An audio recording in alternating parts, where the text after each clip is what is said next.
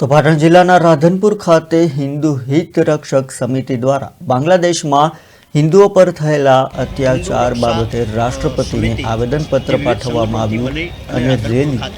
યોજી યોગ્ય કાર્યવાહી કરવા માંગ કરવામાં આવી। ત્યારે આ રેલીમાં મોટી સંખ્યામાં હિન્દુ સમાજના લોકો અને સાધુ સંતો જોડાયા હતા।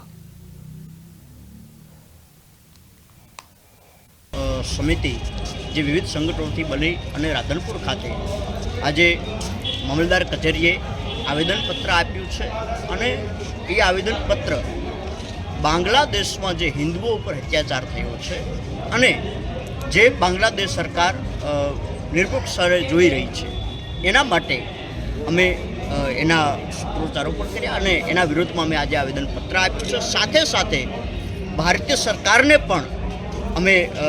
નિવેદન કર્યું છે કે આમાં જે હિન્દુઓની સતત ચિંતા કરનાર જે સરકાર છે એ હજી પણ આમાં વધારે ચિંતા કરે અને જે બાંગ્લાદેશ સરકાર જે હિન્દુઓ ઉપર અત્યાચાર કરી રહી છે, ત્યાંના સાધુઓ ઉપર અત્યાચાર કરી રહ્યો છે, ત્યાંનો હિન્દુ જે પીડાઈ રહ્યો છે એના વિરુદ્ધમાં અમે બાંગ્લાદેશ સરકાર વિરુદ્ધમાં